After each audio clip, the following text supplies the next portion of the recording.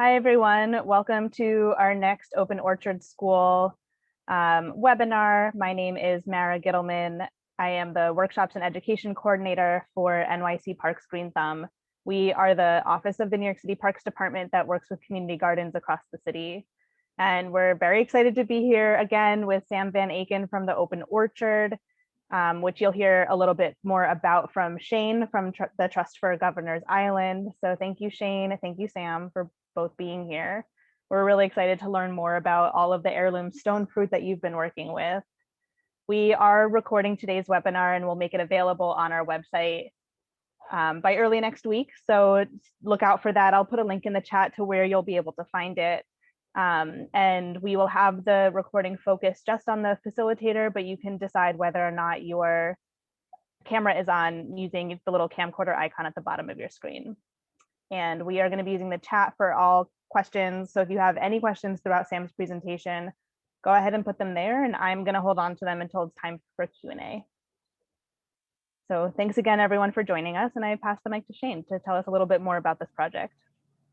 Great, thank you, Mara. And hi, everyone. Thank you so much for coming and joining us today.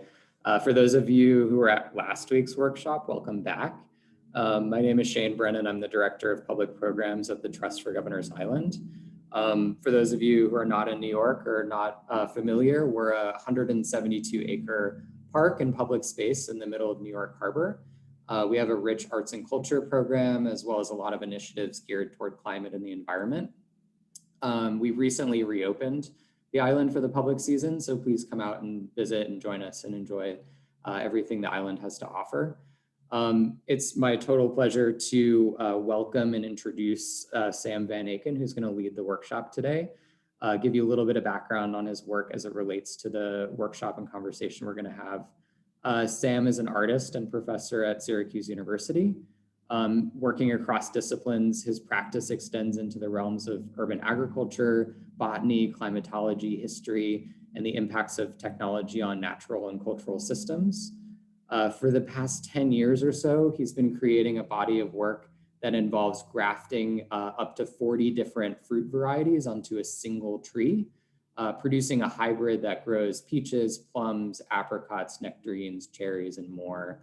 And his Tree of 40 Fruit project has emerged in sites across the country from California to Maine.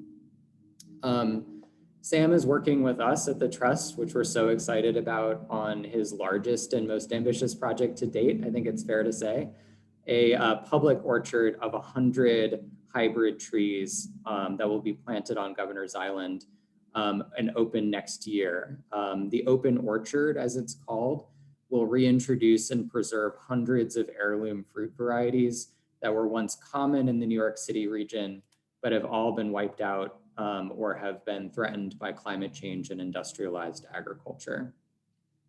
So once the orchard opens, visitors will be able to see, pick, and taste fruits that haven't been grown in our region for centuries in some cases.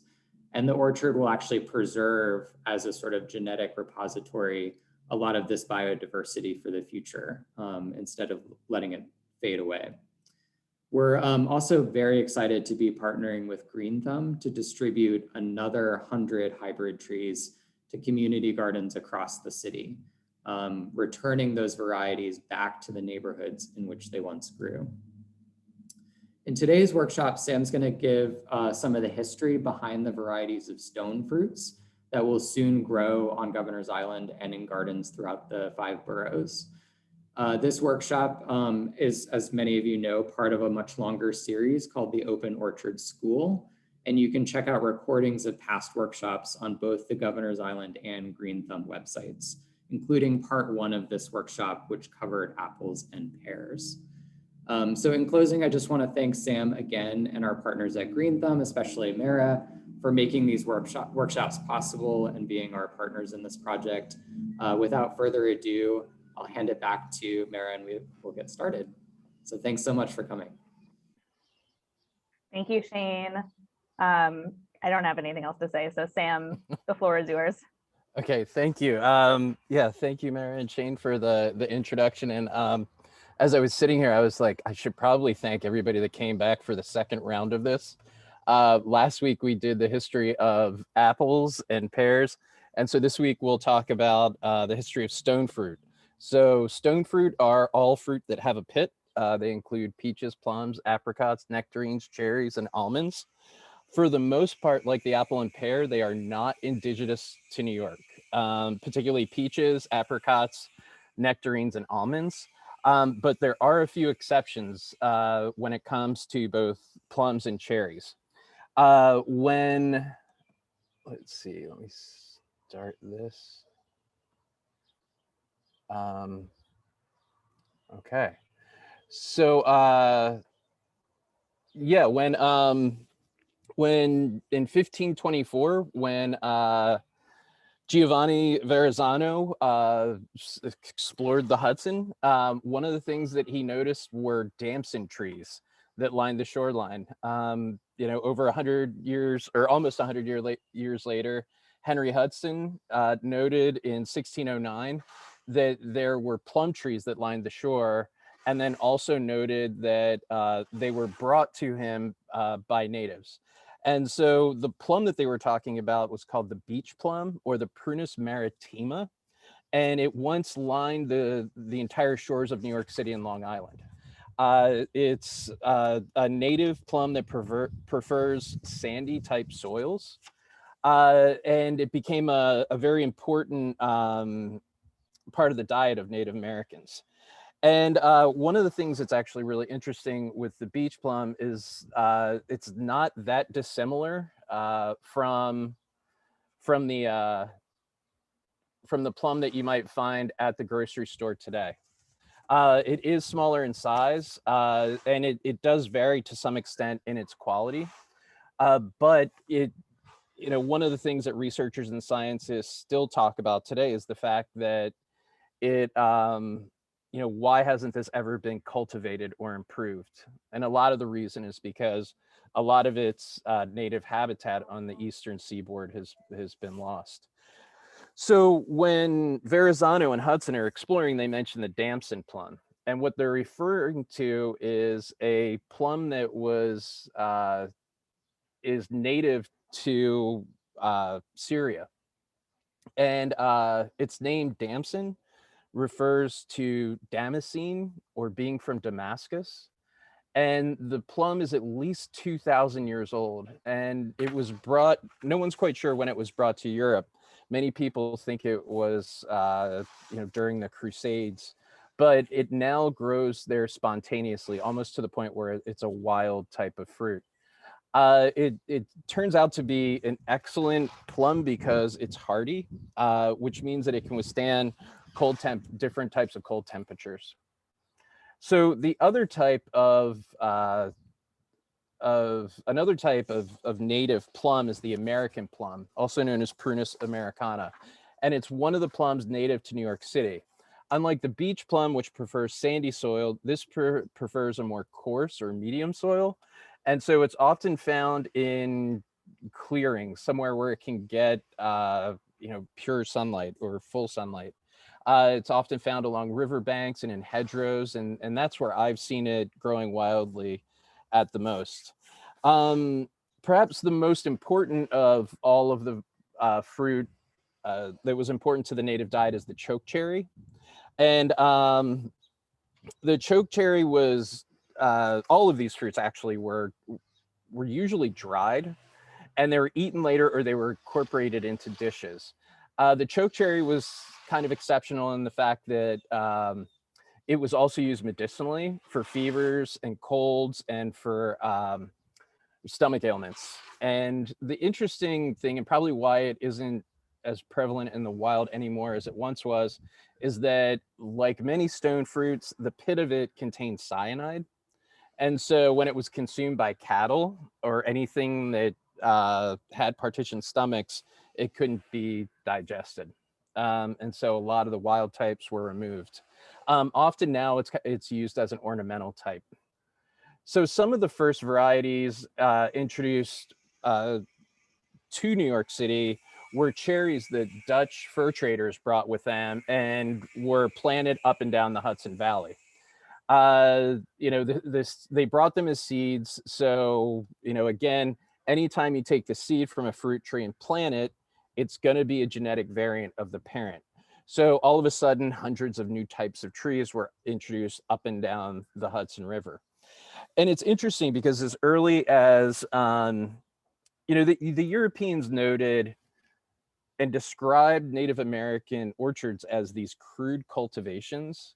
As early as 1624, there's a Dutch trapper that notes that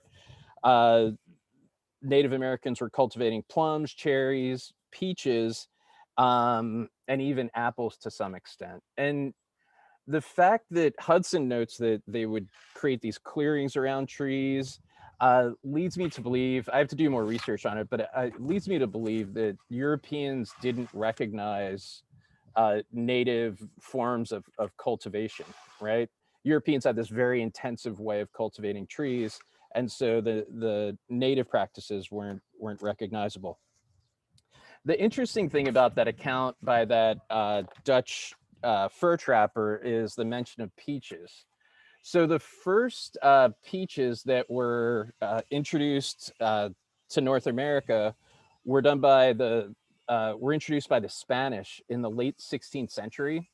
And there's recent archaeological digs that can almost pinpoint the date to about 1590. And they're found in Appalachian villages in sort of essentially what are waste dumps. So they've carbon dated peach pits back to that time. The peach was this introduction of the peach. Many, I don't know if this is fruit researchers or scientists in general, but compare the introduction of the peach to the United States in a similar way as the introduction of the Spanish Mustang. It quickly takes over. It's quickly cultivated by Native Americans. And the fact that it was introduced around 1590 and it was noted as growing around New York City in 1624 notes that there must have been a vast sort of agricultural network that preceded European arrival. The other thing with the peach is that it took really well to the climate of the South. And so the peach becomes the first invasive species in North America. It's it grows spontaneously and wildly, and it's pretty interesting to think that in the 18th century, one of the most common trees that you would see are peaches that were spread by animals, and also through cultivation. And one of the last remnant of the peaches that were cultivated by Native Americans is the blood cling peach. And its name is derived from the fact that its flesh is red, right, or turns red, and it's actually believed to be related to a very, very old French variety known as the sanguinol, or blood peaches. But there's still a remnant of it, and we're going to include it in the open orchard. Okay, so the peach was also used as an ornamental variety. So there's accounts of Germantown in Philadelphia, where a mile of the main street was lined on either side with peach blossoms, and that's because peaches blossom in these like bright pink fuchsia colors. And it was interesting to me because I had the opportunity to go to Beijing, and the entire road from the airport into the city is lined with ornamental peach trees. So as early as 1625, there were about 500 people in New York City that were speaking 18 different languages and practicing various religions.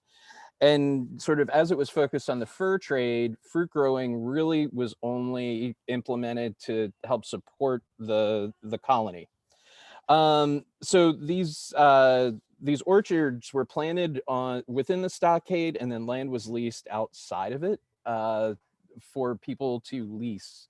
And one of the first documented fruit growers of New York was actually probably its most exciting. You don't really think of fruit growers as being very exciting, but there was the first documentation of what types of fruit they were growing came from a land sale by a person named Anthony Janssen van Saleel.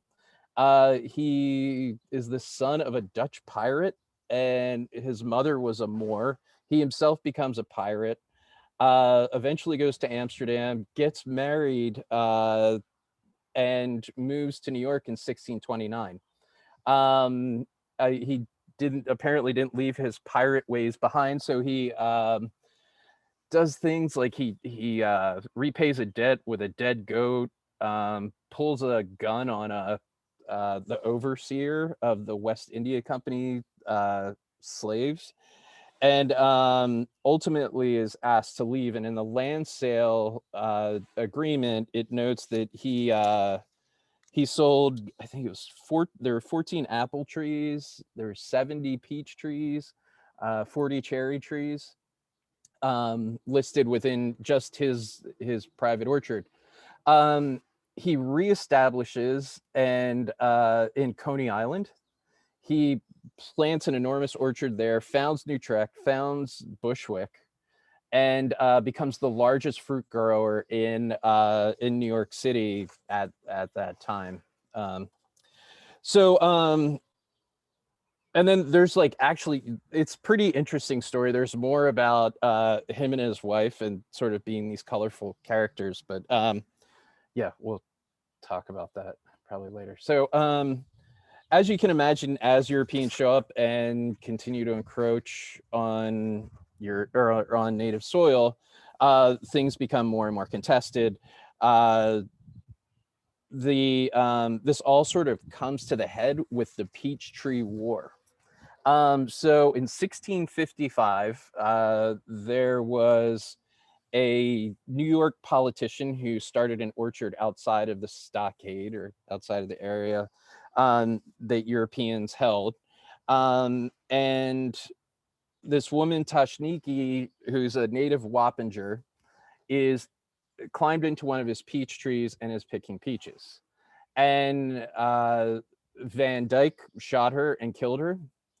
And the next day, 900 Native Americans from Wappinger and Lenape attacked New York City. They drove people out of, they drove Europeans out of Brooklyn. They drove them out of Queens. They permanently drove them off to Staten Island for a few decades. And they drove Europeans out of the Hudson Valley.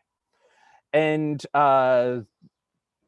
what it comes down to, even though these tensions had been boiling for decades at this point, but the spark for it came down to the way that land was used, and the difference in land use philosophy. Native Americans believed that a tree or a fruit tree was like the air, that no one could actually own it, that you could only own the labor of picking the fruit yourself. And I kind of like this idea of having a publicly owned resource, right? And so it's one of the principles that underlines the open orchard. Okay, so let me check. I got to check all my dates and notes. So after the English takeover, New York forms into these 6 large farms or estates. One of them is the Bowery, that was established by one of its first governors, Peter Stuyvesant. And the Bowery is the Dutch word for farm. Another one of the farms was actually known as the Delancey Farm. And you can see it on this map where there's the Delancey Square. Like many of the first people that came to New York City, the Delanceys were actually French Huguenots that were escaping France after, they revoked the Edict of Nantes. And, they brought with them a lot of agricultural practices and a bunch of new types of fruit. So at one point, all of the Delancey Farm was actually a cherry orchard. Ultimately, Delancey started to create these plans for a grid work that would be put in place, including this enormous Georgian square. And the family owned it for years until the Revolutionary War. They had become British loyalists, so they were ultimately, driven out. And but one of the things that still remains are the names of the streets that were once on the Delancey property. So Houston and Rivington were names of caretakers for the Delanceys. And then also Orchard Street is noted for the orchards that once lines its streets. So as we talked about last week, perhaps the most important thing that happened in fruit culture in New York and perhaps America is the establishment of the Prince Nurseries in Flushing in 1730. And the princes were French Huguenots as well. And when they came, they brought grafting with them, right? So if we take the seeds from a fruit tree and plant them, they become different from the parent. So when we want to replicate these trees, what we have to do is graft them to mechanically take a branch from one tree and put it onto a new root structure in order to preserve or maintain the variety.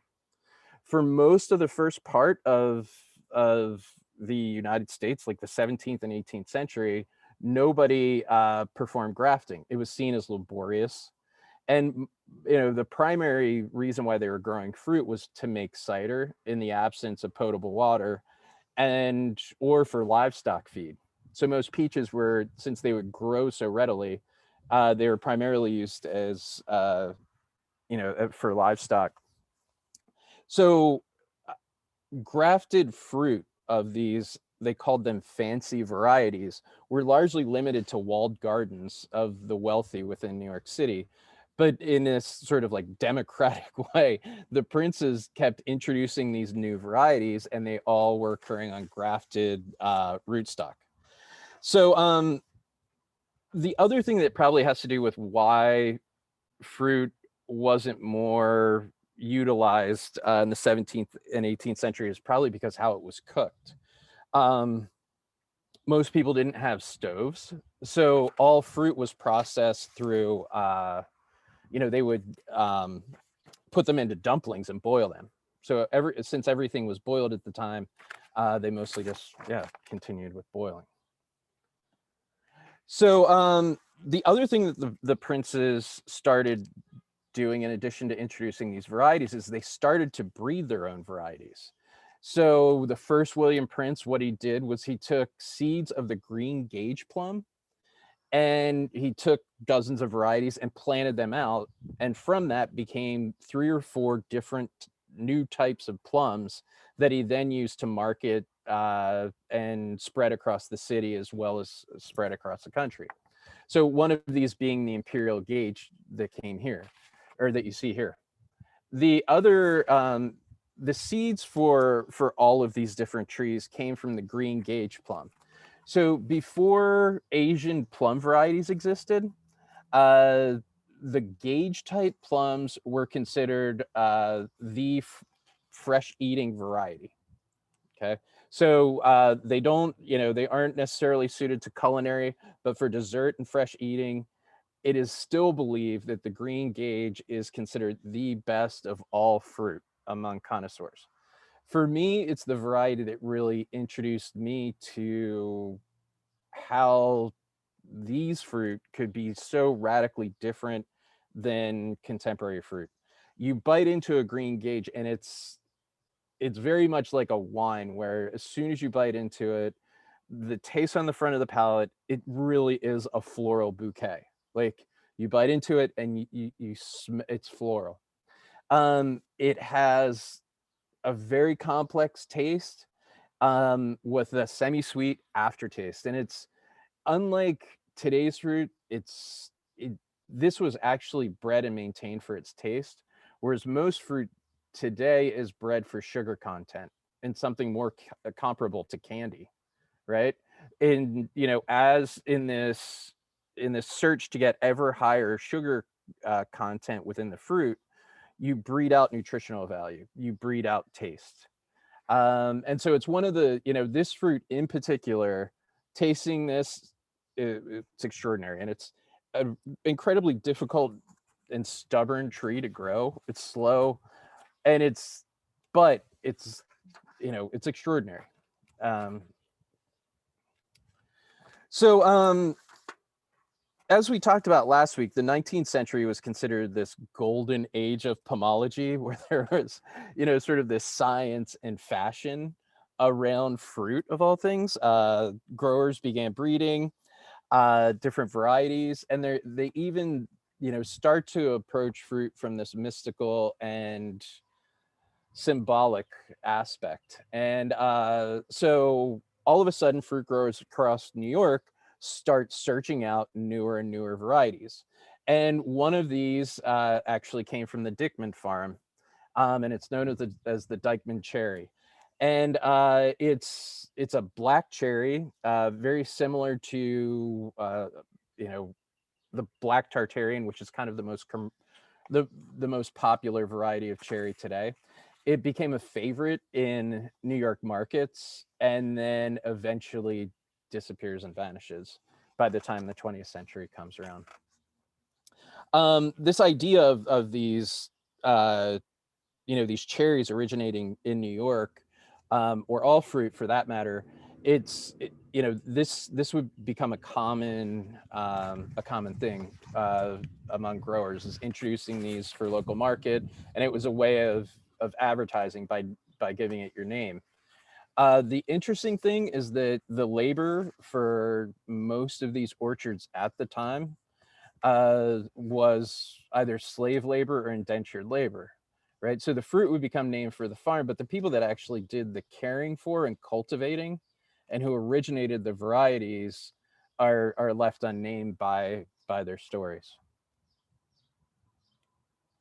Another variety that emerges in the early 19th century is the lemon cling, also known as Kennedy's lemon cling.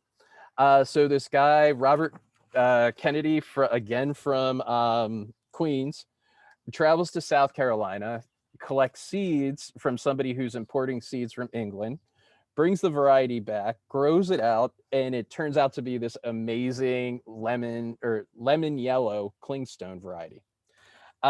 He enlists Robert Prince to help spread it across the country, and it becomes, one of the favored varieties just for fresh growing. And eventually it falls out of favor, pretty much disappears until 1890, just around 1890, when fruit growers in California rediscover the variety. And then it becomes probably the most common grown yellow peach in the country. It became a favored variety for canning. So California growers everywhere started growing it.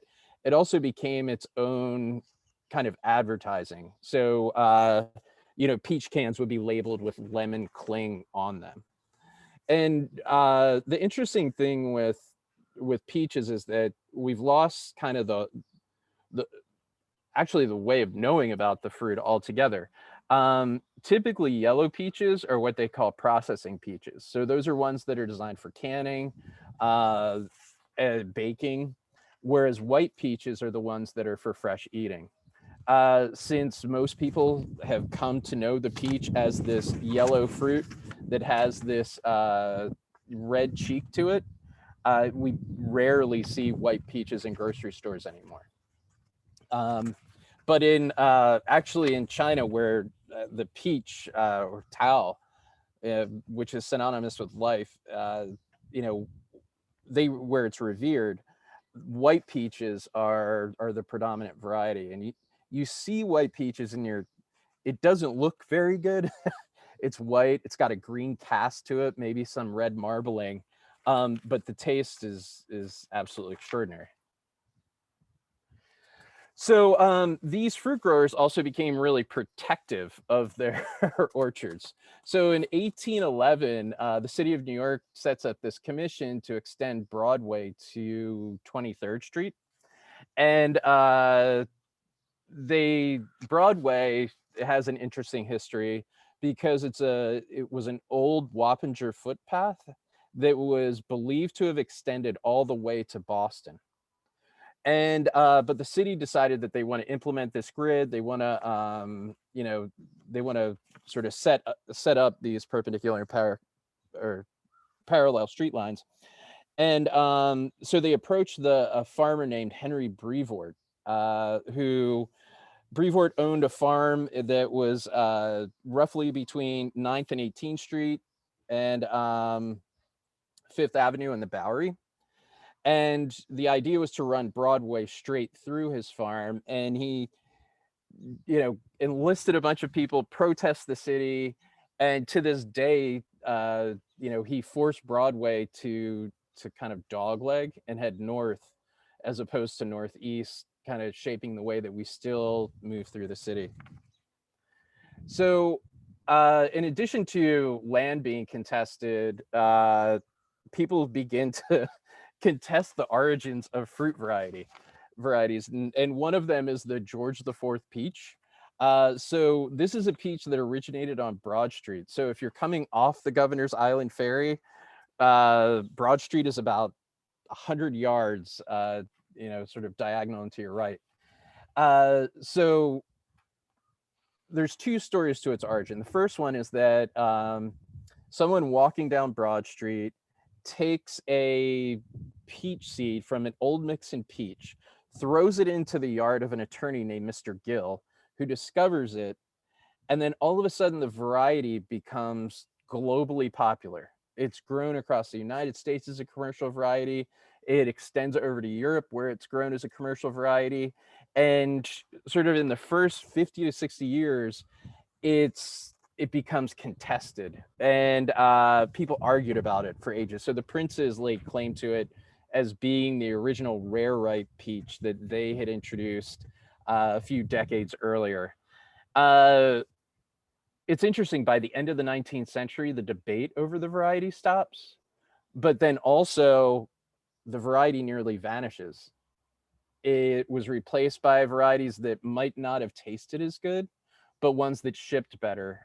And it was finally rediscovered by the USDA, and we're going to be bringing it back to the open orchard on Governor's Island. So another fruit that falls into that contested state is the Washington Gage, or Bolmar's Washington Gage. The first account of this is given by a Mr. Bolmar, who said it originated by I think, what is this? The old tea water pump.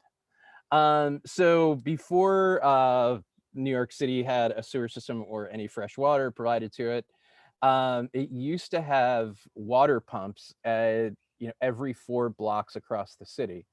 And these were mostly just for people to get water to make tea with. The best one of them was at the corner of Harmon Street and the Bowery. And it's where this variety originated. So Mr. Bolmar says that he purchased a tree from someone in 1814. He grew the tree for 7 years, at which point it was struck by lightning. And the top of the tree dies, but the bottom of it starts to shoot up new growth, and it becomes this Bolmar Gage. The Prince family, again involved in the argument, says that it's one of the varieties that William Prince planted in 1790, and is very similar to the other, like the Imperial Gage, which we talked about before. Regardless, the variety is still exceptional, and in places where these fruit are grown, it's still pretty widely cultivated. And although the debate of its origin is never really resolved, I tend to sort of like the lightning story probably the best. So as Stonefruit sort of became the variety for fresh eating, they proved to do extraordinarily well in all of the boroughs of New York. So dozens of new varieties would originate within the city, and unlike apples or Stonefruit, or unlike apples and pears, which you could keep for relatively long periods of time, all of the orchards, the Stonefruit orchards, were grown primarily for the local market. Some of the more extraordinary tasting peaches can only keep a few days after ripening, and whereas apples, you're looking at months, in some cases 6 months for winter apples. So all of these orchards just supported New York City itself with no export market. And due to the city becoming more populated, but then also due to the rise of disease with the introduction of all these non-native species at the end of the 19th century, most of the farms in New York City start to disappear. And these farms either move up the Hudson, or some of them disappear entirely, and the entire stone fruit growing industry moves to the West Coast, primarily to California, but also cherries prove to do extraordinarily well in Oregon and Washington.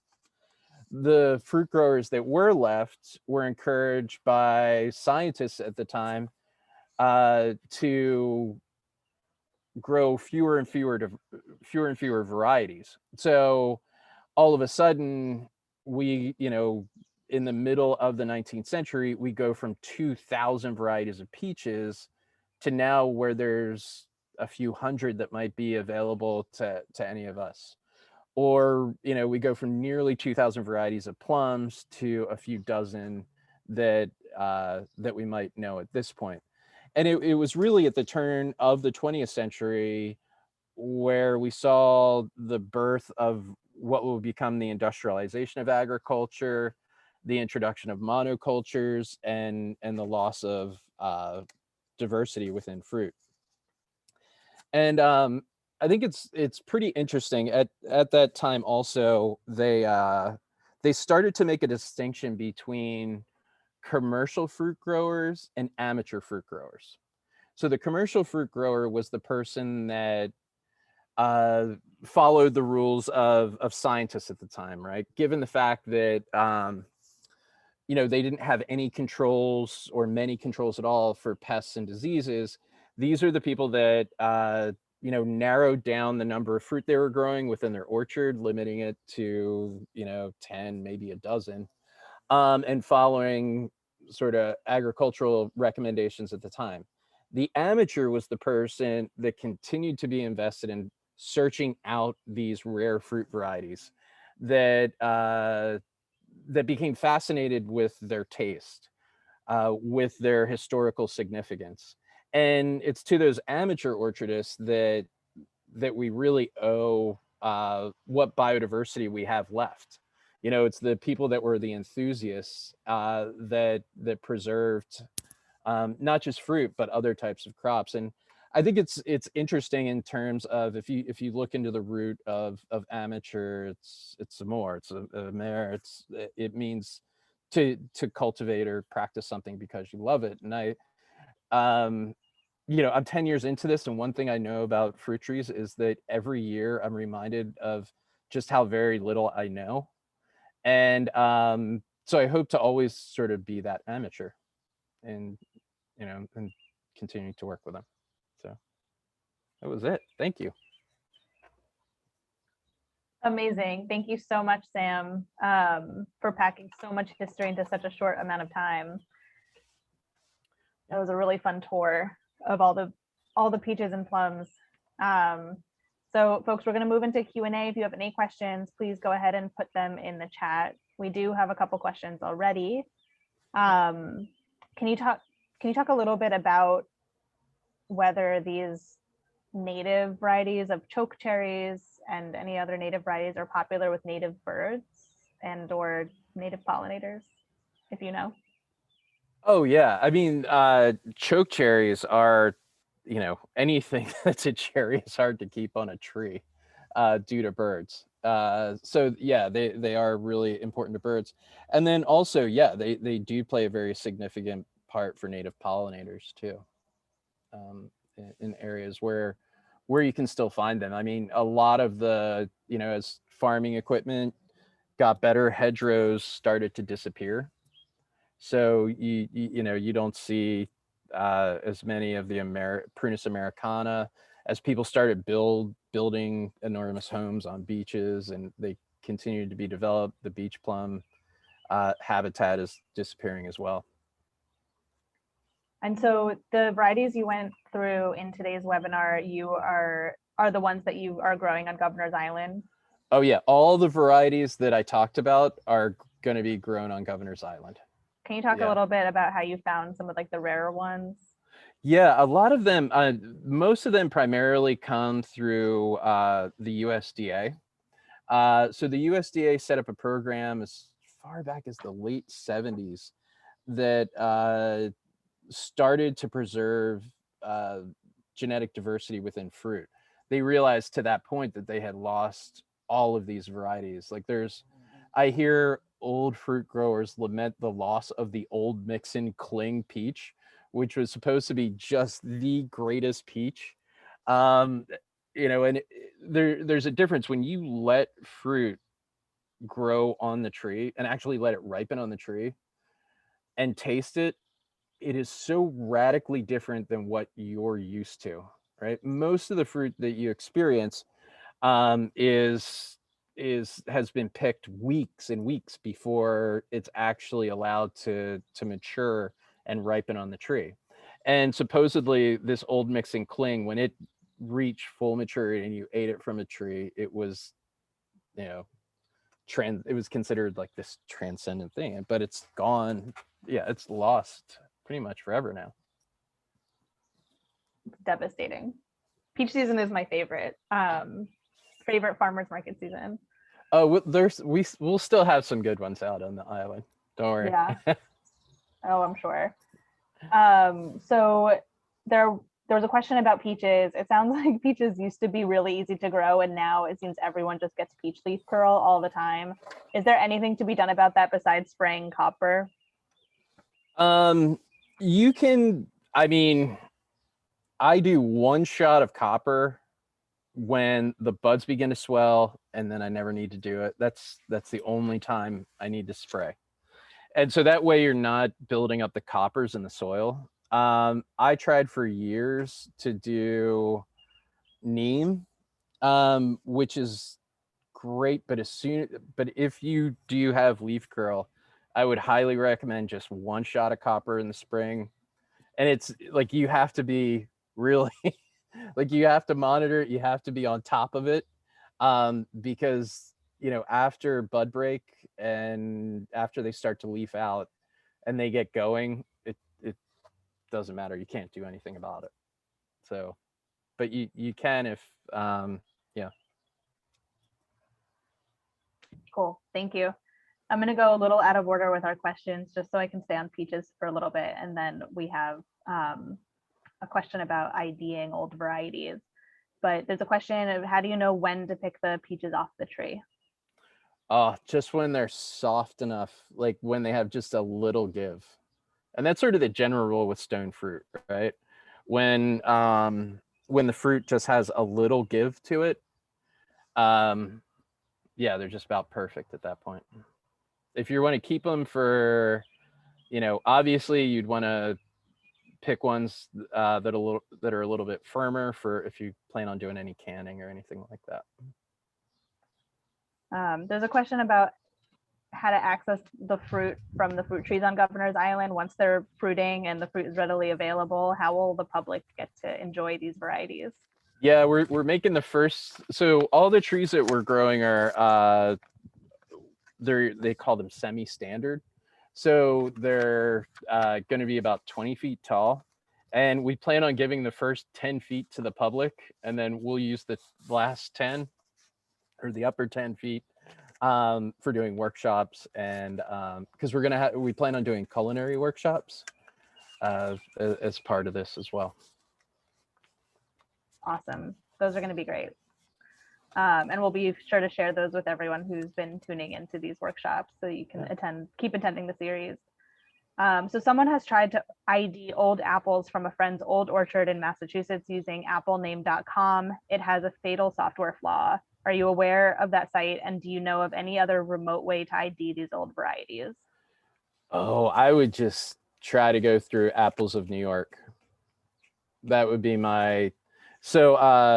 yeah, I think we talked about it last week. If you go to the biodiversity library, you can download PDFs, and those PDFs will give you, a description. of each of the varieties. But I might even recommend something even better, which is going on a road trip to Maine. There's a guy up there, John Bunker, who is extraordinary. I mean, he's like the apple wizard. You can just show up with the fruit, whole bite into it, taste it, and then tell you the whole history of it. Yeah, and probably talk about it as if, like a wine connoisseur would along the way. And he used to, I'm not sure if he does it. He used to run MOFGA, which is the Maine Organic Fruit Growers Association. I believe he's retired since, but he still might show up at the Common Ground Fair every once in a while. So Awesome. that would be my advice. Thank you. And if for folks who missed last week's workshop, it's in the playlist, the YouTube playlist that I shared earlier, and I can post that link again. Last week you mentioned about planting peaches by south-facing walls and apricots by north-facing walls for the microclimate. Can you talk more about that? Yeah, so a lot of times it's, well, as the climate changes, so does the way that you're growing things. So New York, the climate, it was difficult to grow some varieties of peaches. So you have to think that a lot of the peaches that were brought from Spain to New York couldn't adapt to the climate. So they needed a warmer climate to grow along. So what a lot of people would do is plant them along south-facing walls. And what would happen is the heat from the day, like if you planted them on a stone or brick wall, the sunlight would warm up the bricks and it would hold that heat until the evening when it released it. And it essentially created a microclimate along the wall. They planted apricots along north-facing walls because apricots tend to bloom really early. So they'll blossom as early as late March, beginning of April. And by placing it on a north wall where it's not getting direct sunlight, you're preventing it from blossoming too early. Because the problem with blossoming too early is then it'll get cold and it'll kill the blossoms if it gets below freezing. Amazing, thank you. How big of a pot or a planting area does a peach or apricot tree need? I mean, it depends on what kind of tree you get. So I really try not to buy, like, actually, I don't think I ever bought something from box stores because I've heard, stories. Yeah. But if you go to a nursery or you order them as bare root online, so these are trees that'll be shipped to you usually in March or April, that there's no soil on the root, right? So it literally is a bare root. You'll know the size. So for a semi-dwarf tree, you should plan on having 20 foot of space, 20 by 20, that gets full sunlight. If you're interested in growing them in pots, that's very feasible. And for that, what I do is you start with a small container, let it grow 2 years in that, and then you go to a slightly larger container, and it gets bigger. And there's an interesting story of here. Did I tell you about fig trees last week? I don't know if I mentioned that. So it's amazing. Here in Syracuse, we had a really large Italian community, and they would grow fig trees in Syracuse. And what they would do is they would plant the fig tree, grow it for the season, and then they would dig it up, and then they put it in their basement for the winter. And they bring it back out in April, plant it again, and they continue to grow it. So as they continued to grow the tree, people's basement doors started to get bigger and bigger and bigger. And so people would have, they would go to those double door basement entries, and they invite the whole family over and they would carry these trees down in the basement. That evolved into garage doors and basements, but it was a family tradition that was continued here for decades and decades.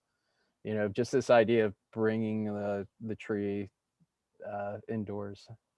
Wow. But yeah, there's a lot of information out there on growing in containers, including, I would say the most important thing with growing in containers is the soil mix that you use. I I use a soilless mix that's either peat moss or cocoa peat with compost. Someone in the chat says that they do that with their papaya in their garden. Yeah, that cocoa peat is like, or cocoa coir is like the business. No, I think I meant the bringing of the tree. Oh, the papaya. Yeah, that's awesome. I mean, you can do that. Like, that's the whole premise behind orangeries, which I think I'm working on a design right now for somebody. So Louis the 14th built orangeries at Versailles, and they were enormous greenhouses, and they operated on a train track system. So they would plant orange trees in these massive containers that would roll in and out by these horse-drawn carts on rails. And so they would roll them out to the gardens in Versailles during the summer, and then, tow them back in during winter. And we're able to produce oranges in Paris. So Thank you. Someone has a site with a dead ornamental prunus in it, knocked over in a storm. Do you have any advice for moving a dead tree and prepping the site for a new tree planting? yeah, I mean, what they recommend with all kind of stone fruits at this point is bag, bury, or burn.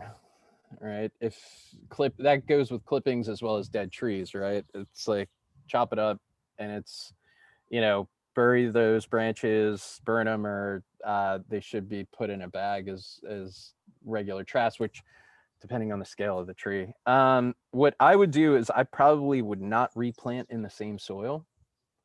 You have to think that over the next 3 or 4, depending on how big the tree is, over the next 3 or 4 years, that root system is going to break down, and the soil is going to sink. So I would probably find a different location to plant it. I mean, it doesn't need to be far away, but just something that's going to be able to stabilize the roots of the young tree for a while.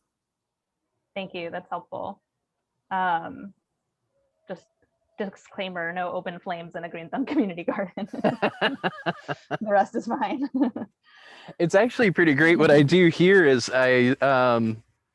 when I'm pruning, so I typically prune in January, and I have a couple of those fire pits going. So I'll start the fire, and then I'll burn the branches as they come off, and it's enough to keep the entire backyard warm as I'm doing it. So it's, because normally you're pruning when it's like 30 degrees out. Wow. All right. Someone bought 2 commercial grafted combo peach plum trees. They blossomed this year and produced only 6 tiny sour plums last year. No sign of peaches. Any suggestions for how to get them healthy and producing? They are in large planters and espaliered. Okay. Yeah, I might say give it time. Because it seems like they might be pretty young still. A lot of times, I mean, peaches should produce in the second year. Plums maybe take a little bit longer, and depending on what type of plum it is, it might need a pollinator as well. So I'd say give it a little time, let them grow in. But there's a couple other factors. If it's in a planter, you might want to wrap the planter during winter, because the roots could be freezing through the exterior of the pot. We had a really strange spring here that killed off about half of the apricot varieties. So so it could be numerous factors. It's kind of hard to diagnose without seeing it. Thank you. That was a bunch of good tips, and I hope that one or more of those works out for the person who asked that question. Someone else is saying that they use strawberry containers over peaches to keep the birds from getting them, but is there something they can use to keep the birds off their cherry tree? Oh God. I mean, that netting kind of works. I don't know. Yeah, it's short of lethal means, I don't know. Yeah, it's just sort of I've just come to the conclusion of just let the tree grow, and they can't eat everything, That's sort of my philosophy. Thank you. And I think this is our last question, unless folks have more. but someone recently learned about using river stones with gardening. Would you recommend that for peaches and other stone fruit? Oh, so growing them in river stones. It's interesting because a lot of there's some research coming out about nurseries changing to that, where they'll start trees in rounded stones, river stones, and then because they're easier to take out of the soil to ship or to transport. Personally, I've never done it myself, so yeah, I don't know, but I know enough to be dangerous, so I read about it. Cool. We have a follow-up to the dead tree question. If the tree is not so large and they're able to remove the trunk of the dead tree, grind it out, pull up most of the roots as well, can they add compost and let it sit for 6 to 12 months to then plant in the same spot? Yikes. I would still probably suggest no. I know that's not what you want to hear. I mean, your other option is, if it's young, dig up all the roots. If you dig up all the roots, if you put in new soil, like a new soil and compost mix, and let it sit for a year, then you can. That all depends on the size of the roots too. There's a couple different factors in there.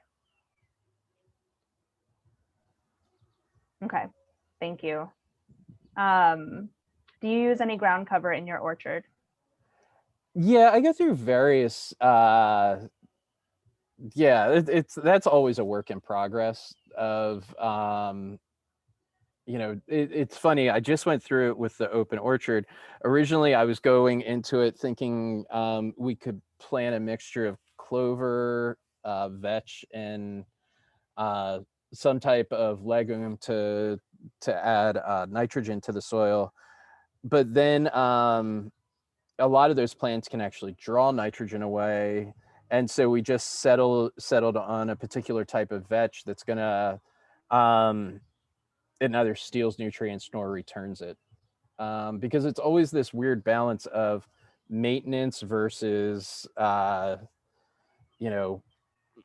versus what kind of benefits you're going to get, right? If you get too much nitrogen, the trees get too whippy, they grow too quick, and they don't fruit.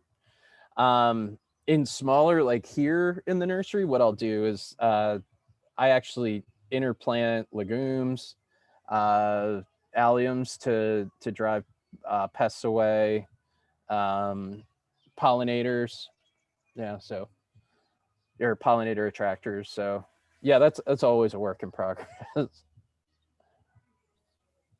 What kind of vetch? Oh God, Canadian vetch was the Okay, thank you. And I think we've reached the end of our time. So thank you, Sam, so much for sharing your knowledge with us once again. Folks, if you came in late or want to review this, it's going to be posted on our website and YouTube by early next week. So you can find it there along with all of our past Open Orchard School webinars. And I'm so excited for the Open Orchard to be launched. You guys are doing such amazing work there. It's going to be a great part of the site. So thanks everyone so much for tuning in today, and hope to see you at future webinars.